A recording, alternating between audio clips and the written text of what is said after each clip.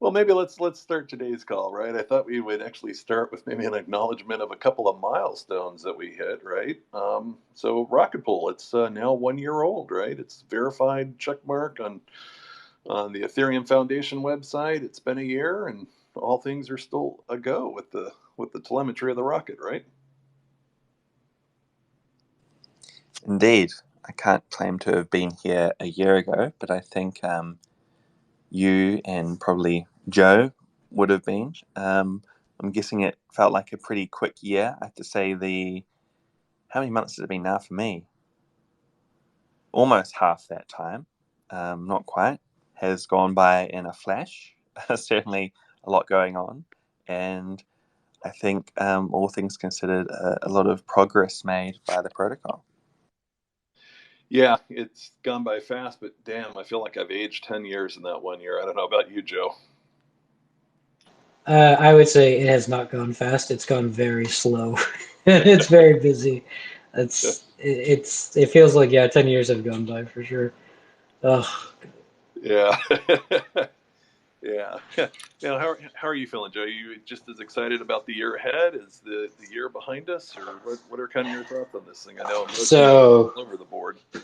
giving a little bit of retrospect, when we first launched, there was kind of a conflict in my head because on one hand, as an engineer, I knew everything was going to be fine. We had done this on Prater 1.5 million times, and mainnet is no different. I mean, it's a little busier, but from a technical standpoint, it's the same thing.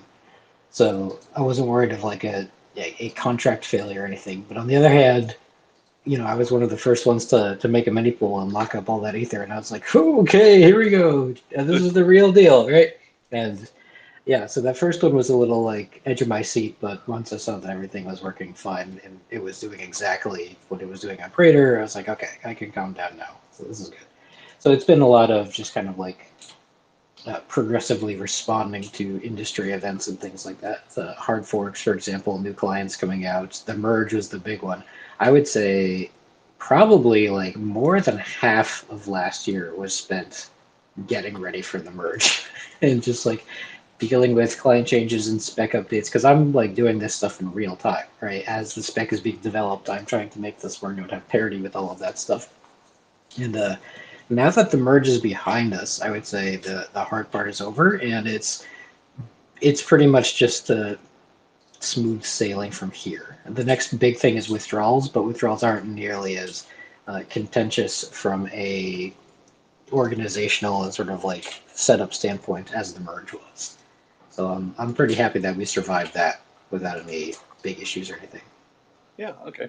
Well, maybe we could talk about withdrawals in just a second. But the other kind of metric that I think is worth just mentioning in here is that not only are we 1 year old, but we've reached, I guess, a couple of waypoints or milestones on our journey. Right. 300,000 ETH. Is that correct? Did I see Jasper tweet that out earlier this week? Yeah, That's that's the one. impressive. We have had a continuation of that growth that's kicked in ever since the merge. So great to see that milestone being hit. For Rocket Pool itself, obviously, it's been a big week or two, and an interesting time to be kind of shouting about your progress or your performance, from like an external comms perspective. It is kind of awkward because on the one hand you have a great protocol that's kind of sailed through the events of the last week or two, essentially completely unaffected, right? And to a certain extent, you want to make that known to everyone, because it's pretty great. It's a pretty big deal, and there's certainly a lot of attention um, being redirected towards truly decentralized protocols these days. But also, on the other hand, it is a sensitive time for a lot of people in the market. I'm not quite sure if anyone in the community has been directly affected to a significant degree. I'm sure there's a few people who have had bits and pieces with some of these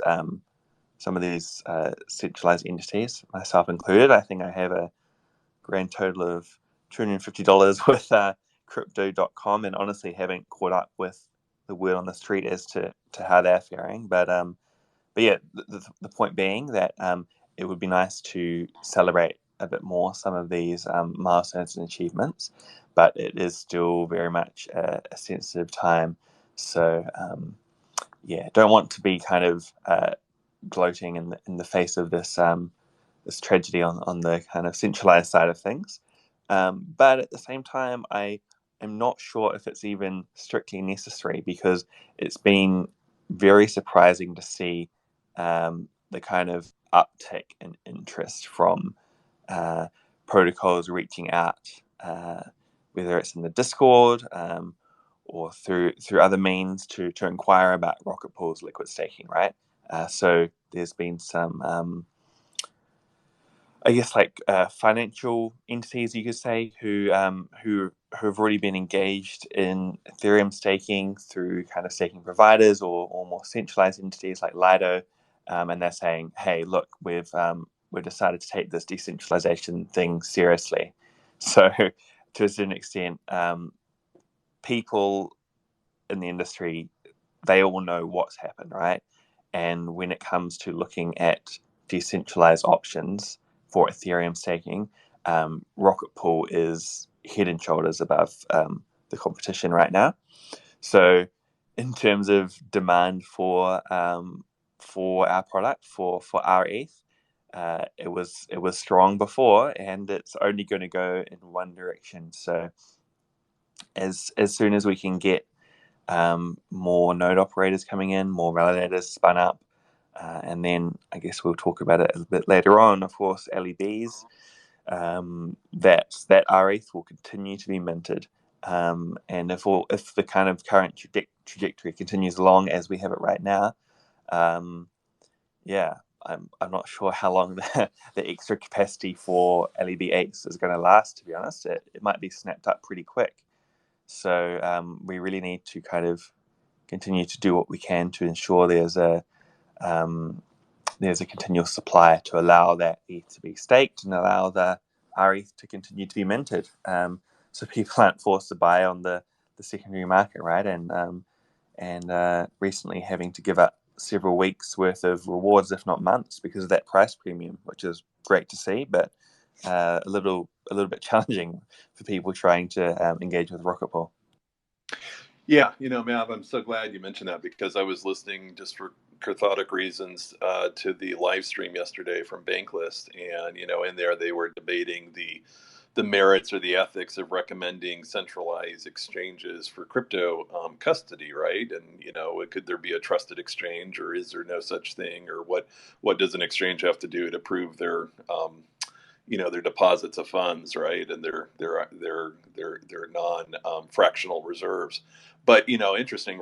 Sean Adams had brought up the ideal of, well, should we even trust them with staking Ethereum, right? And they quickly devolved to decentralized staking. And so I think that conversation is probably coming up across a lot of investment managers, right, that are looking at institutional size amounts of Ethereum that they want to stake, right? That maybe a decentralized pool or decentralized method is much better than a centralized service, right?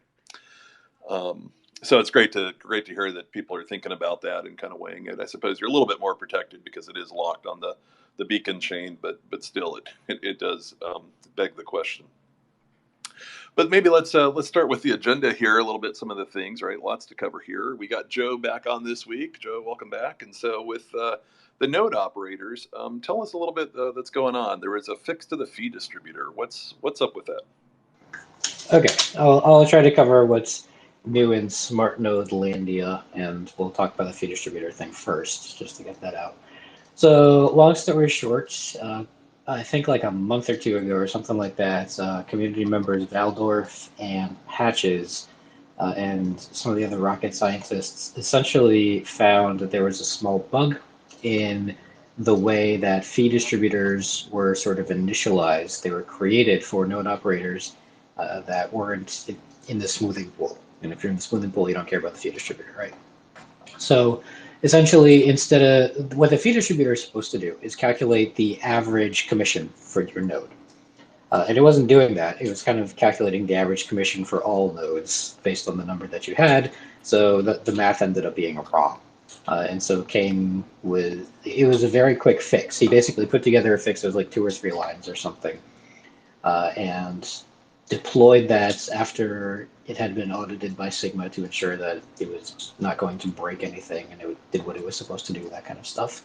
So that process took a little while. He deployed that, and then once it was deployed, all the new mini pools made after that would have the correct value for their average commission, but existing nodes didn't have it yet. So there was a second stage to that, which is where he went in and fixed the existing ones. And that's with another contract upgrade that basically modified a certain state directly, which again went through the same kind of like audit process and got voted in by the Oracle DAO and finally got ratified. So that's in now. So everything is good to go. All the fee distributors have been fixed. People can distribute their fees and get the correct number to their heart's content, that kind of stuff. So we're good on that front now.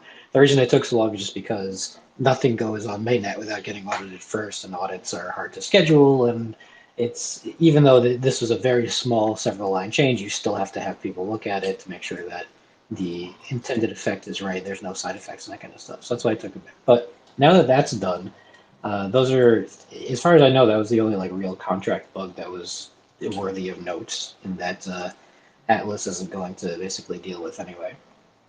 So from the Atlas side and from the withdrawal side and from the smart node operator side, essentially, what I've been working on in the background is the first things first is I am getting ready for doing a version 171, which will add a couple of client updates as usual, like MemBoost 1.4 came out, so Bisu is going to have a release tomorrow that fixes some things, things along those lines. And more importantly, it slightly updates the rules of how the rewards tree is generated. So Pteris, one of our rocket scientists, noticed that there was a small bug in the way the rewards tree was generated for the last interval. That was interval 2. It had one extra mini pool that it shouldn't have had, and that mini pool existed on the rocket pool network, but the beacon chain hadn't seen its deposit yet. So it didn't have a public key, which meant it didn't have an index. And the system included it in this like very narrow window when it wasn't supposed to. So that's been fixed. And then based on some of the community response to how the intervals have gone so far, there's a second fix going in, which will prorate a mini pool's rewards based on how long it's been alive. So if you opted into the smoothing pool like 2 months ago or whatever, and you create a new mini pool that just started yesterday, the rewards for that mini pool will start yesterday as opposed to starting at the start of the interval. So those are not very contentious things. Those are things people have asked for and asked to fix. They're just like small updates and clarifications and things. So the spec for that has been published. That's version 2 of the reward spec. That's on our Rocket Pool research repository. And the implementation of that is in testing now. So I've got a couple of systems basically running tree gen against interval 2 with the new rewards. And then I'll ask Pteris to do the same with his. He has like a custom implementation of the spec as well that doesn't have anything to do with the smart node. He rewrote the entire thing from scratch using the spec as the guidelines for that. So we go back and forth and we compare what he got and what I got and make sure they have parity essentially, which strengthens the idea that there aren't any bugs in the code. And if there are, this helps us find them and fix them. So that's 171. And then looking forward, the next major smart node updates coming out probably towards the end of the month is going to be 1.8, and that will have support for Nimbus split mode, which I know people have been asking for over a year, myself included. And that means that the Nimbus client can run one process for the beacon node and one process for the validator client. They're separated instead of living in the same process. And that's important because it means Nimbus will officially support fallback clients. In case the beacon node or the execution client ever go down, you can use a backup and keep on validating while you get things fixed. Oh, excellent. On that split mode that comes out in 1.8, maybe in a month or so, will the fallback client, will it have to be Nimbus, or can it work with any other beacon client? Now, in my testing, I found that it basically works with any beacon client. So you can use a Nimbus VC with pretty much any. The only caveat there is you can't use doppelganger. So doppelganger detection is not a standardized thing in the spec. It's something that each client implements independently. It's kind of their own thing. So if you can use Nimbus with a Nimbus beacon node with like a lighthouse beacon node, a prism beacon node, or whatever, but you have to turn doppelganger off in order to do it. Is the only thing. And then presumably that would also make available the rescue node for Nimbus users.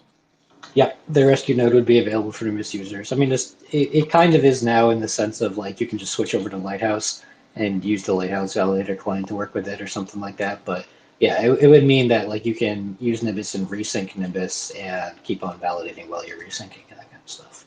Okay. Okay.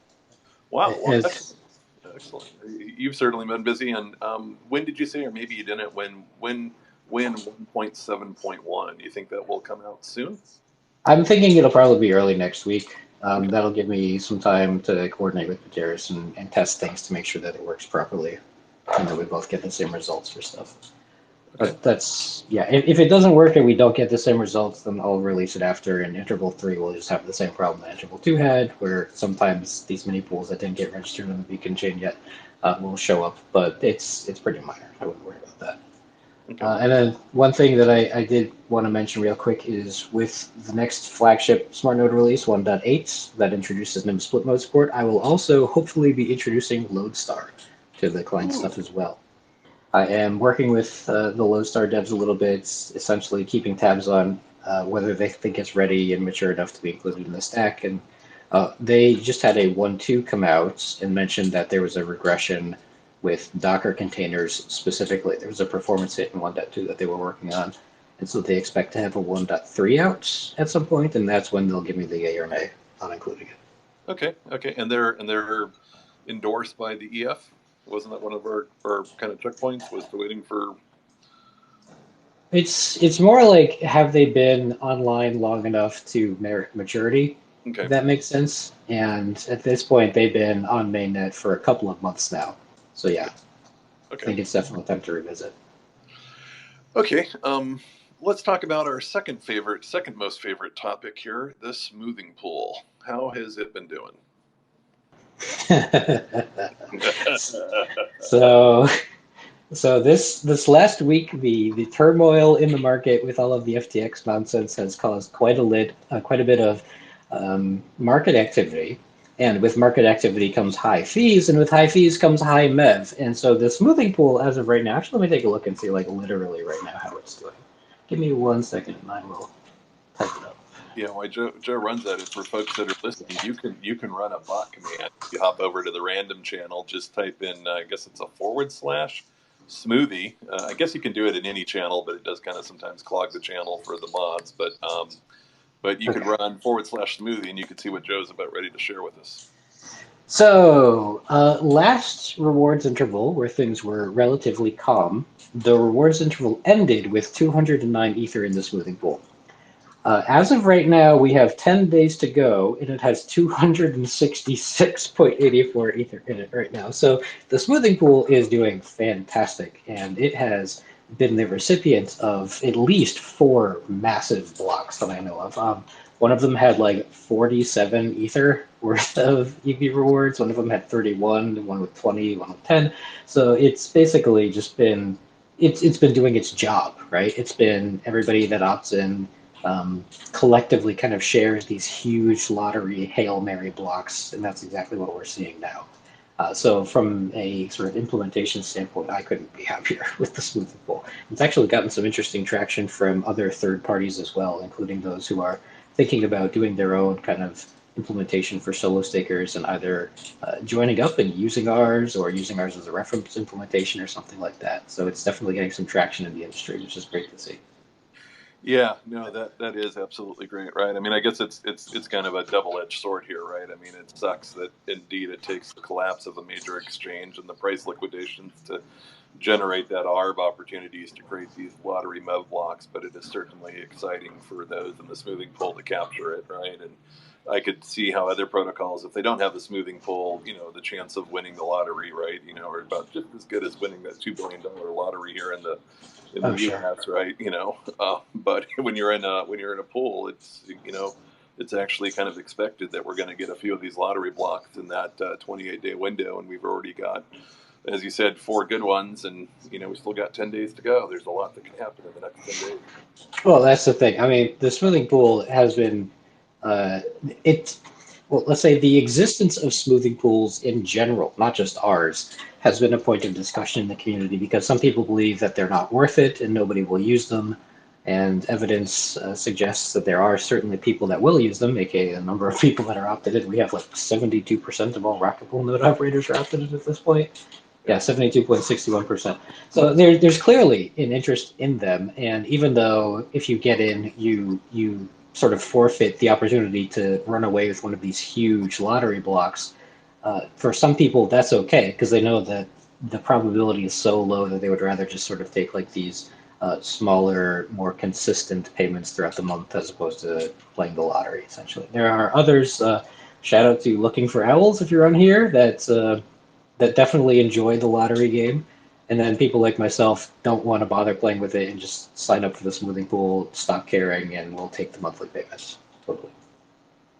Yeah, yeah, and it's great. You have a choice. You can opt in, you can opt out. You can decide what. It's almost like playing one of the games at the tables, right? You can do the pass, no pass, or vote on the banker or not the banker, right? The player. Oh yeah, it was very important that this is an optional feature, and if people don't want to use it, they don't have to, and if they do, it's there for them. And the fact that it's just freely available, doesn't really take a fee for anything like that. It's mostly just your preference about lottery stuff was kind of the selling point for it. I think it was one of the reasons I pushed so hard for it to get into Redstone. Yeah. Well, thank you for that push. It's awesome. Sure. Now explain to me, like I'm five, this new thing from Ramana. There's an R bot where folks can make money deploying mini pools. What is this? Okay, so I'll try to ELI 5 off the cuff. Let's see how I do. Right now, rETH commands a premium in the market. That means if you want to stake Ether and get rETH in return, the deposit pool is full, so the only way you can do it is via the market like Uniswap or something. And there are enough people doing it that the price of rETH is actually like high. It's higher than what it should be according to the contracts, right? Basically, it's in high demand, so there's a premium for it. And what happens is when a node operator makes a mini pool, they take 16 Ether out of the deposit pool, which means 16 Ether's worth of rETH can be minted via the quote-unquote correct value, the correct amount. So there are people who have noticed this, and they have essentially created mevbots that constantly watch the mempool to wait for these node deposit transactions. And when one comes in, they immediately, like within the same block, immediately will mint 16 Ether worth of rETH on via the deposit pool, via the canonical one, and then they will like market sell that because it's the selling on the market goes at a higher rate, and they will just capture the delta as a little bit of arbitrage, some net for themselves. So what Ramana has done is he's essentially built a clever contract that leverages the notion of like Flashbot's bundling to let a node operator do a deposit, do a flash loan to get 16 Ether from Aave or whatever, deposit that Ether, do a market sell via 1inch, pocket the rest, and then give the 16 back to Aave as part of the flash loan. So it's essentially a way for a node operator to do a mini pool deposit and capture some of the arbitrage opportunity that creating the mini pool creates in the first place. So it's complicated. There's a lot of stuff going on there, but it's a way for a node operator to make a mini pool as they would anyway and get some of that arbitrage stuff back, which is usually, right now it's like 0.2 Ether or 0.3 Ether that they walk away with per mini pool. So it's quite helpful. Oh, excellent. Okay. Well, yeah, it sounds like a great thing. And then I've seen that it might be possible to, or at least Rocket Pool is considering maybe adding the design into this stack. Is that true, or am I reading too much into this post? So there's kind of like a short term and a long term to it. The long term would be if they wanted to make this a first class feature in the smart node, such that it is directly available from the node deposit command, then we would have to essentially take custody of the contracts, get the contracts audited, add them as like formal Rocket Pool contracts, that kind of stuff, which would take a long time. So that's why I call it the long form thing. The short-term thing is to leverage the add-on system that I put into the smart node that lets you kind of like build in third-party plugins that do whatever, and have like a separate add-on just for this thing that creates the Flashbots loan and does all the processing and stuff, and then have a command for that. And so if we do that route, we don't have to get it audited. We don't have to like ingest it essentially as part of the official set of Rocket Pool contracts or anything. We can just sort of have it live there and put a disclaimer on it, being like, look, this is a third-party community thing. It's not endorsed by the team. Use this at your own risk, that kind of stuff. But people can basically get access to it from the smart node stack in that fashion if they're okay with it. And it sounds like that's the approach that we're taking right now, which means it's more of a community effort, and I can help where required as far as like how the add-on system works and getting it in there, that kind of stuff. But it's mostly going to be developed by Ramana and some of the other scientists. Oh, perfect. Yeah, I think that's a really good solution, especially for something where we don't know if withdraws, if there's always still going to be that that ARB opportunity with a premium. So I think that sounds like a great approach. Cool. So maybe we'll talk now a little bit about the other side of Rocket Pool, which is, of course, for the RE stakers. These are individuals who are not actually node operators, but they hold the liquid staking derivative known as rETH. And a lot of people have been kind of commenting about their APR. It's been incredibly high. It's high on the website. It's high on the bot command, which is /current_rETH_APR. What is up with that APR? Can you explain it to us? Yeah, that's really the craziness I mentioned earlier about MEV and the market doing a lot of activity and creating a lot of MEV opportunities, which we are capitalizing on. So I mentioned the smoothing pool is it has a really high balance right now because of those MEV rewards. And keep in mind, half of those MEV rewards minus commission goes to the RE holders, right? It's not just like the node operators are the only ones that get a fraction of this. And so the MEV rewards for the last couple of days have been so insane that the way the website reports the APR has also gone insane. Basically, the website reports APR by looking at the average increase over the last 7 days and extrapolating what that would look like from a yearly perspective. And what that means right now is if we had the same MEV insanity for the rest of the year, then your APR would be 10% or 10.5% as an RE folder. I mean, obviously, it's not going to be like that because this is a once-off situation, but the website doesn't know that. It just does a 7-day average kind of thing. So once we exit this window and things go quote-unquote back to normal and we stop seeing these insane transactions and stuff, the rETH rate will go back down to what it was before, or maybe slightly higher than what it was before. But as of right now, that's why it's so high. It's just because we have gotten some absolutely bonkers rewards for running validators as a network this last couple of days. Yeah, and I saw that, I guess a couple of people in the community kind of said, hey, we probably need a disclaimer on that so we didn't mislead people. And it looks like the other Nick got some disclaimer up there on the staking page that kind of indicates, hey, these are 7-day averages, and future performance may not necessarily be exactly as we're showing right now. Yeah. So we put that up there as the community was pretty quick to explain what was going on to anybody that came into the Discord and was asking questions. Even on Reddit, there were a lot of questions. People were answering them, but the fact that those questions existed in the first place meant there was room for improvement. And it sounded like just putting a little disclaimer or tooltip or explanation on how rewards are calculated up there would go a long way towards resolving that. Yeah. Well, let me ask a couple of questions here to Mav then, who's been kind of listening along here. So I noticed there's a couple of new DeFi options that are out there. One is with Gamma Strategies. The other one is with Loopring. You know much about these things, or what can rETH holders do with these? A little bit.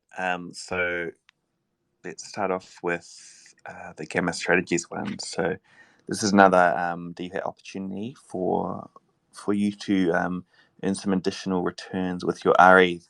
And the Gamma one is a concentrated Uniswap V3 liquidity position.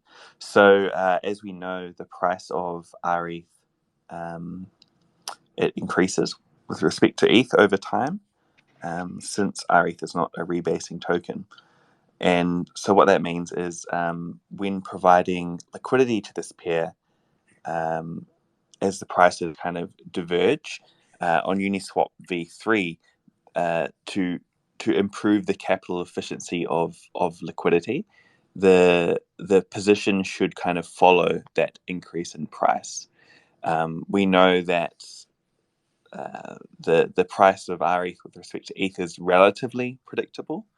Obviously, there's been a recent uptick, as we've just discussed. But what this gamma position does is it automatically repositions the liquidity and concentrates it around the rETH to ETH position. So there's no point providing liquidity kind of at a lower exchange rate or a much higher exchange rate, because it won't be used, right? We know that that rETH is pretty stable, and that means that when providing this liquidity as a holder of rETH and ETH, your capital is pretty efficient. So right now, this position is it's about 500,000 TVL last time I checked, maybe a little bit less, and the APR was around 20 or so percent. So pretty attractive there. And while there technically would be some impermanent loss, it's pretty small. The kind of fluctuations that you'd see with other pairs would not be present here, unless there's some significant shift in the price of rETH. But yeah, I guess it's just one additional source of DeFi revenue for people who are so inclined. And for Loopring, slightly different. So Loopring is a layer 2. It may be familiar to people because there was a bit of a tie-in back with GameStop and their intent to kind of get into the NFT world. But in any case, I suppose it's you can think of it as another layer 2, just like how there's options on Optimism, which maybe we can talk about in a bit. I haven't checked the APR on that lately. That's 14% now on the rETH ETH pair on Optimism. But yeah, back to Loopring. So this is essentially an opportunity for people to get some rETH on a layer 2. If people are already engaged in the kind of Loopring ecosystem, it might make more sense for them to stay there. So this integration is not really kind of a DeFi yield opportunity, but for people who are using the Loopring wallet to acquire rETH and to take their ETH that way, obviously enjoy the lower fees that you would expect on an L2. But yeah, another good example of kind of rETH expanding throughout the layer 2, the various layer 2 ecosystems. Yeah, it brings up a good point, right? I mean, there are, like, it seems like every week there's one or two different DeFi opportunities, or maybe it's protocol opportunities with like L2s now having a version of rETH on their layer 2. Is there, like, what's the plan? Like, how does somebody coming into the ecosystem here, into the community, or even like myself, an existing member, I've got a little bit of rETH sitting around. I don't know where I put it. Maybe it's in the balancer one, but like, is that really the best place where it should be earning the greatest yield? There's all these incentives. Where do I go to kind of chase these incentives, or to to farm the highest crop here? Yeah, it could almost be a full-time job if you're getting really into that kind of yield farming. I guess when we're talking about layer 1 versus potentially layer 2s, it's not always perfectly kind of seamless to move between, right? Depending on what kind of bridge you use, there may be time delays, there may be fees involved. So crossing back and forth is not always the best option. It might make sense for some people, but a good place to start is to have a look at the community maintained DeFi opportunities list, and you can bring that up in the Discord. Let me just quickly check what that is. I think it's the /use command. And then one of the options is DeFi opportunities. So that kind of lists the various places that you can go.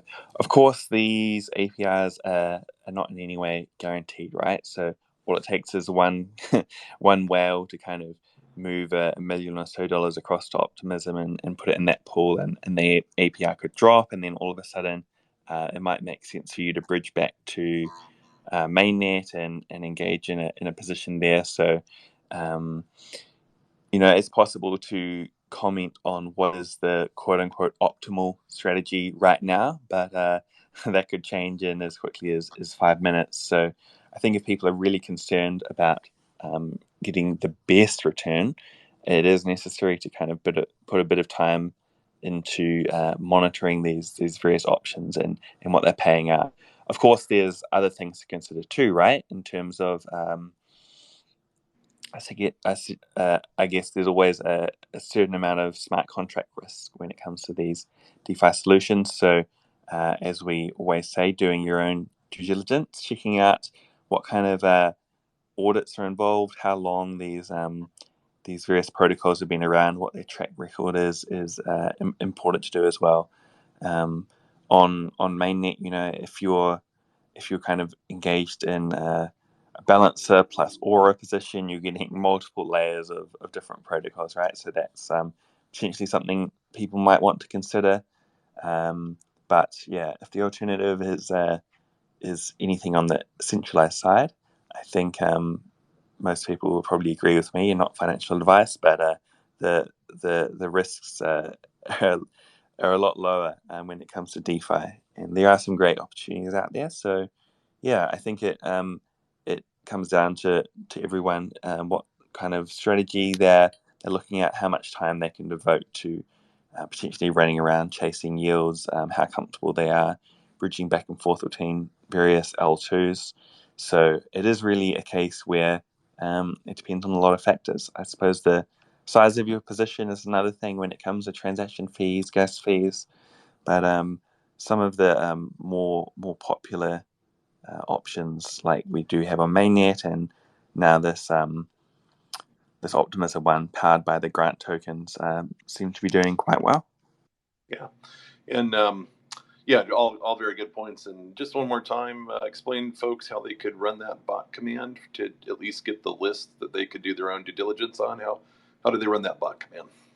Yep. So if you pop into the random channel, or I'm pretty sure it can be used in most, if not all, /use USE, and then if you click on that, there'll come up a list of options that you can select to display a bit of a summary and the various links. So you can either scroll through and select DeFi opportunities, which I believe is up the top, or at least it is for me, or you can kind of type in the box that comes up DeFi, and then that should filter it down and enable you to run that command. Yeah, perfect. Yeah, and I encourage everybody. I don't think we get enough use of our bots in the Discord. So if you want to kind of do a deep dive on any of the topics that we cover in the community call, definitely hop in the Discord, run the commands, ask for help on running the commands, because there's just a wealth of information there. I guess the only problem we have with rETH is what? Can people find rETH? Is the deposit pool full? It is indeed. And I guess that goes back to that point I made before, that there is not only a huge demand for rETH now in terms of kind of people actually chasing it. We know that there are parties kind of on the sidelines who are interested in, I suppose, a more sizable portion of rETH, but it's just not really realistic right now for them to engage. They either have to kind of monitor the ratio, the premium, and try and grab some on secondary exchanges, which is not always easy, or they have to go into battle with that bot. So yeah, watch this space. There's certainly no shortage of demand for rETH, which is great to see, and we've got the Atlas upgrade with LEBs that's going to help a lot in that regard. So be exciting to see the kind of surge of demand flow through once that's live. Yeah, so you said my most favorite subject of them all here, even more favorite than the smoothie pool, which is LEB. So I don't know if you or Joe could tell us about Atlas. What are the devs going to do about not enough rETH availability?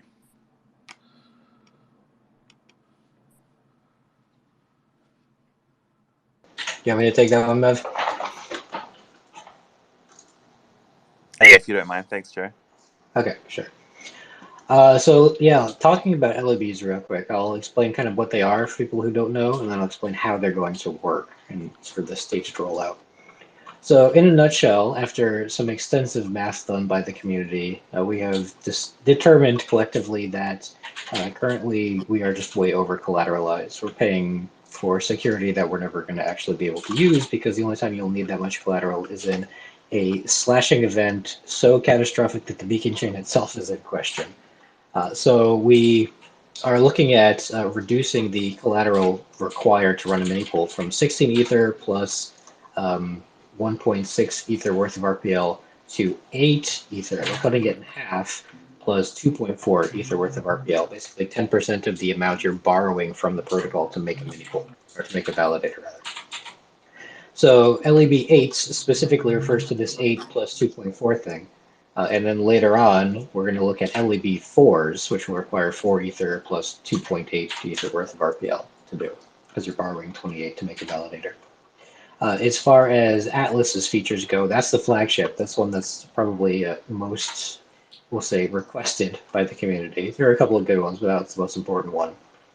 And the ability to create these mini pools with 8 Ether of collateral will start as soon as Atlas is actually deployed. So the audits for that, so basically Kane is wrapping up the contract implementation now. The audits for that are going to start relatively soon, TM. I don't think I have a firm date on that yet. I'll have to ask Clangers for it. I'm expecting that we're probably going to see Atlas with the complete audits and implementations and ready to go on mainnet and stuff. We'll probably see that sometime in like Q1 of 2023. As far as the smart node goes, we're taking a two-staged approach to actually doing this. The first stage is what will come with Atlas, or we'll probably end up doing what we did with Redstone, where we have a release that supports Redstone today and Atlas tomorrow, and it's the same release that just sort of naturally flips over as soon as Atlas gets deployed. That will allow you to make new mini pools, new LEB8s that haven't existed yet, and only do an 8 Ether deposit. But it will not have support for converting existing 16 Ether mini pools into two 8 Ether mini pools. That will come later because of essentially because of the way that we have opted to determine your rewards when you do that switchover. The easiest thing for us to do is just to wait until skimming is in place. And skimming refers to the feature in Capella/Shanghai that will give you your Ether balance in excess of 32 Ether per validator. So if you've been validating for a while and your validator now has 34 Ether on the beacon chain, it'll give you 2 Ether. It'll basically just return that to whatever your withdrawal address happens to be. Caveat is your withdrawal address happens to be, or is required to be, an address on the execution layer, otherwise known as 0x01 credentials, and conveniently enough, Rocket Pool already uses that.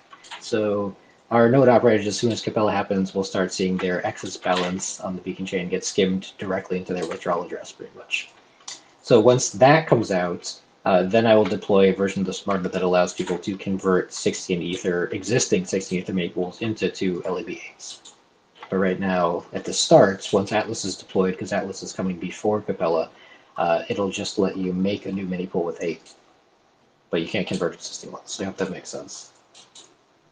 Yeah, let me see if I get that right. So Atlas comes out. We now have the ability to form LEB8s. So anybody with fresh Ether is welcome to spin up as many LEB8s as they want. For those of us that have existing half mini pools, these are the 16 ETH mini pools. Unless we ape in and override the system, which we probably don't want to do because there's a financial disincentive to it. We have to wait till skimming occurs. We wait for our first skimming event, and so skimming occurs when withdrawals are pushed out in Capella. That's the hard fork. Ethereum. Once the first skim happens, then I can convert my 16s into LEB 8s without any disincentive. Exactly right. You got it. Perfect. So for those listening, it sounds like a great plan. All I'd ask is just you guys wait until I convert my mini pools first, and then go for it. It can be the guinea pig. Got it. Yeah, I'm willing to take one for the team and test it out for you guys. All right. Yeah. Okay, so that's excellent there. Let's talk about our next topic here, which is governance, right? We got a couple of management committees, the IMC, the Incentive Management Committee, and the GMC. What do we know from the IMC? Is there any updates from them? Well, we've heard from that additional incentive strategy with Gamma that's recently been put out, but yeah, that's kind of I guess ticking along quite well now. The IMC has been able to deploy the optimism funds have gone out as kind of directed by the IMC. So it's great to see that is kind of now a stable kind of management, I guess, subset of the PDAO. And then more recently, there's been attention on the GMC, right? We had a little bit of a reshuffle there with one of the members stepping down. But it sounds like everything's kind of ramping up when it comes to getting those grants and bounties delivered. And of course, we have a member on the call in the form of Joe. To be honest, I haven't checked in to see kind of the day-to-day coordination efforts, but there is a channel in the Discord, and we do have little kind of avatar flares on the DAO governance forum, little orange icons that indicate either the IMC or the GMC, and if necessary, although please don't spam it, you can tag the IMC and the GMC with those respective groups on Discord too to get their attention. Yeah, perfect. And Joe, anything you want to share from the GMC side of the house? Yeah, so like Mav mentioned, all this stuff is publicly available. You can see what's going on as we talk about it, but I'll do a quick recap for people that haven't seen. So long story short, we settled on who was going to be on the GMC, and then like a day or two later, one of the members basically had to leave for personal reasons.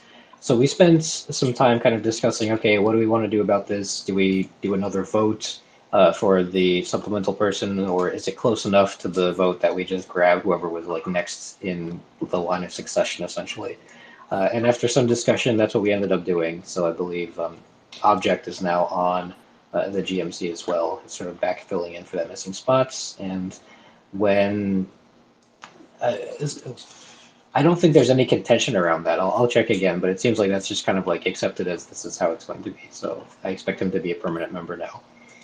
Anyway, now that that's done, and the sort of personnel shuffling has been completed, the next major line of thinking is we need to have sort of like a template for what a grant proposal and what a bounty proposal would look like, and then a rubric for kind of scoring that proposal, how well it aligns with what we're looking for, and that kind of stuff.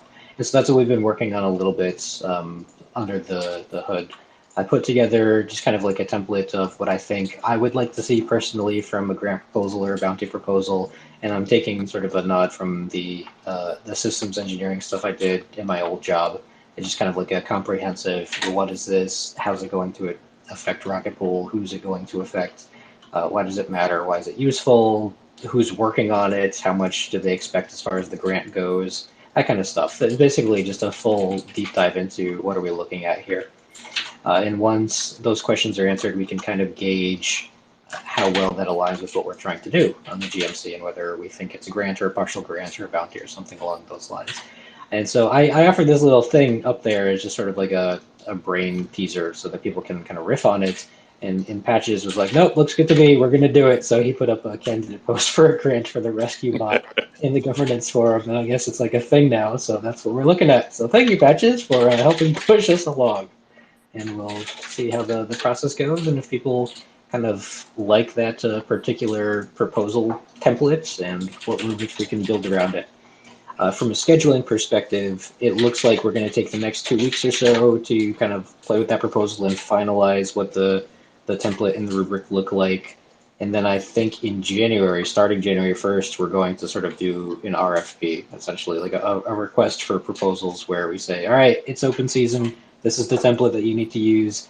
Give me all your grant ideas, and we just field that to the community and see what they come up with. And we'll start kind of like scoring those and playing with them and deciding what gets funded from there.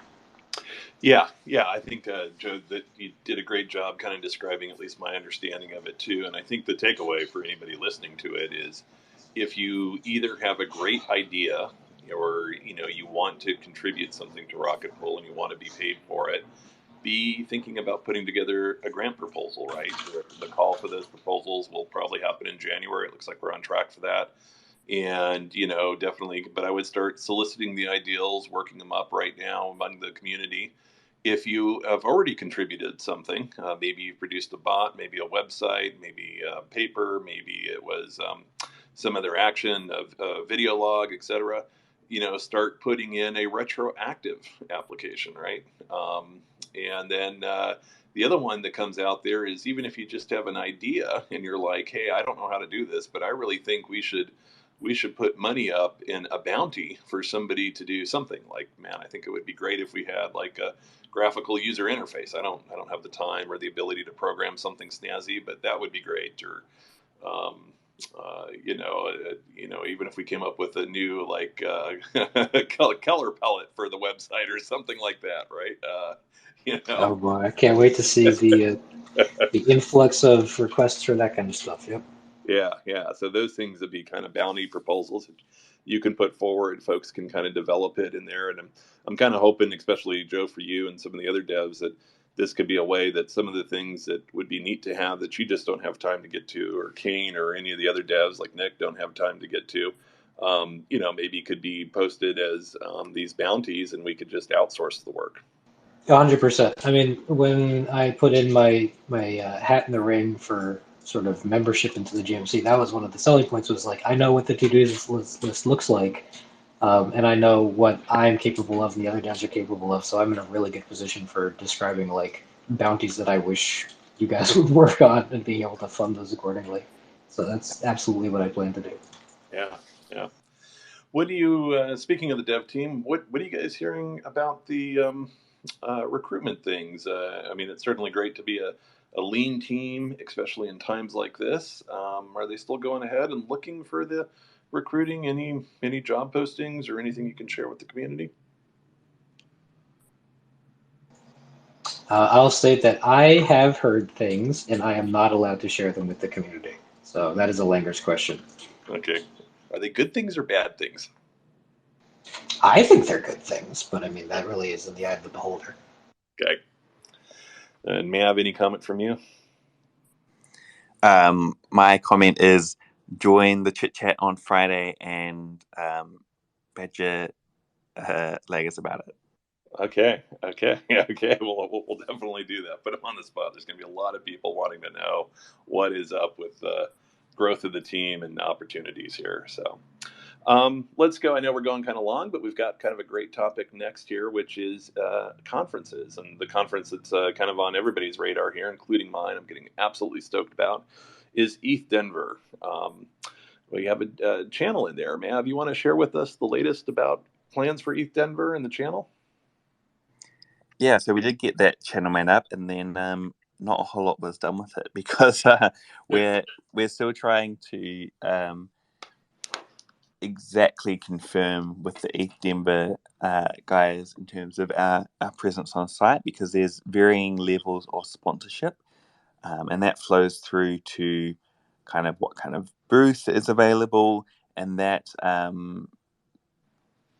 also would influence potentially what we might have requirements for in terms of volunteers to help out. So until this is sorted out, I think the progress in terms of letting people know about what to expect at ETH Denver and what kind of events there'll be and what to look out for is a little bit on hold, which is a bit frustrating. But it sounds like they're going to be confirming everything very soon.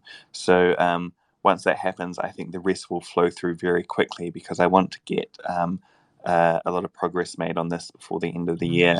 So I think it has been mentioned briefly in the past, but there will be an opportunity if you're on site and you're willing to spend a couple of hours at a Rocket Pool booth to kind of help out and maybe distribute merch, maybe answer a few questions, maybe even get a special T-shirt as or other exclusive merch as a way of us saying thanks for helping out. That may be an opportunity that we have.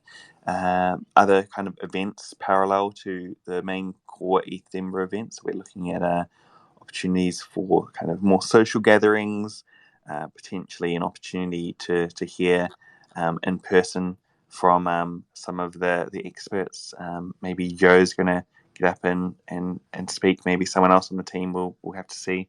But watch this space, and certainly there will be information shared in that channel, an opportunity for people to kind of register in an informal sense if they're gonna turn up, so we can get some more detailed planning underway. But yeah, very excited about it myself. Going to be a huge event. We've heard that certainly on the protocol side, there's still, despite everything going on, there's still huge interest. So despite the kind of depths of a bear market, the ETH community, it seems, is stronger than ever. So I think that's a pretty great sign.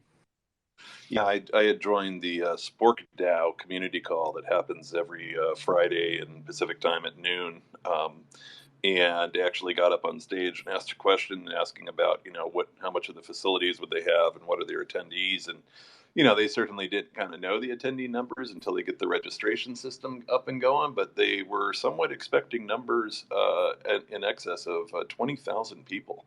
And that just blew me away that that's what they were planning for. And, kind of think even with the downturn, they were going to hit that number. And their fear was actually that they would, even though they expanded their space greatly, that they would still, still reach numbers in excess of this. So I don't know. I guess time will tell. But if you're thinking of coming to ETH Denver, I mean, I highly recommend it. It's truly a sight to behold in a lot of different ways. They don't have the what I would call a registration system up. They just call it an application. For those that have never been, there's no cost to attend. There's no registration fee or entrance fee. You just basically apply. They said, there's not really any criteria for applying. It's not like they select only the best of the best. Basically, if you get in the application window as soon as possible, you've got a really, really, really good chance of getting a ticket. And all you got to really do is get yourself out to Denver those dates, and 2, find some place to crash.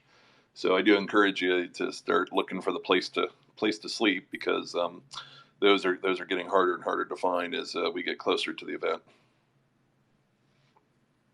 But I'm looking forward to it. I'd love to meet as many of the Rocket Pool community. We had a great time last time when we were out there, and I'm especially excited because I heard in last week's chit chat that Whack Whack schedule has opened up. So he is not going to have a conflict, and it sounded very positively that he'll be able to attend in person. So I think it would be absolutely awesome to, see him make an episode of Rocket Fuel there out in ETH Denver. And if you haven't heard, he got a shout out. I think it was yesterday on Monday from Anthony Sassano on the Daily Way. So congratulations, Whack Whack Attack.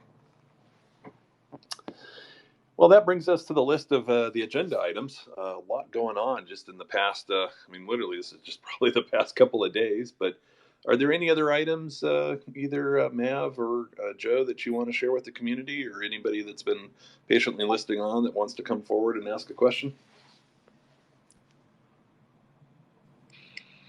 I feel like there probably is something, but as you've said, it has been a big week or two. Certainly a lot has changed since the last one of these kind of early morning calls that we've had, that's for sure. I suppose on that topic, it's probably worth noting that this call is at a slightly different time. How different it'll be, I guess, depends on, the whole daylight saving thing. But it's likely we're going to be maintaining, or correct me if I'm wrong, Ken, a slightly different time going forward, at least with respect to the UTC time. So do keep an eye out, both for this call and then the other regular calls we have, the other later bi-weekly community call with Langers, and the Friday chit chats, to make sure that you show up at the right time. Yeah, we're trying to keep this bi-weekly call friendly to the European time zone. So please, ping me in the trading channel or one of the channels, and just let me know if this is a better time for the European time zones, or if this is if it needs to be earlier in the day.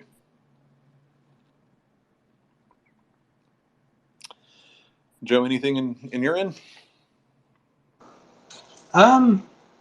I think we've talked about all the Rocket Pool stuff. I will say that on a semi-related, but probably not very related note, the Proteus stuff is starting to heat up, which is nice. Actually, I got confirmation that my order has been placed for all of the first round units that people have asked for, and if the stars align, I should be able to bring one or two or a couple of those over to East Denver to show off. Oh yeah, no, perfect. I think we might have you down for build your own node workshop a couple of times. So apparently, sure. I don't think you've seen the activities with Joe list that we have in the planning document. You should probably take a look at that and weigh in on them. There's a lot of fun ones in there. Roger that.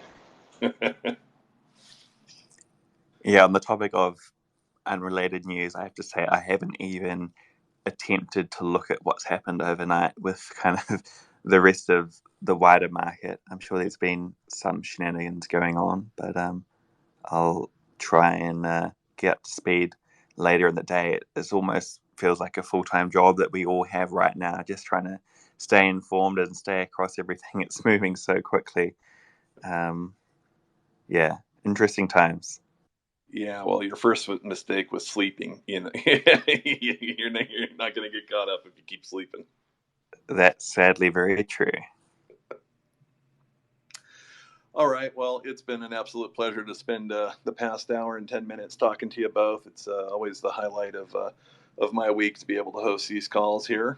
For those that have joined, I wish you all a good day here. And if you want to keep up with Rocket Pool in between these things, definitely check out the Rocket Fuel channel on YouTube. Just Google Rocket Pool, Rocket Fuel. And if you haven't already, subscribe to that channel if you want to keep up on a daily basis. All right, Joe, Mav, you guys have a good day. Thanks, Ken. Thanks to everyone listening in. Thanks, guys. Take care. Bye.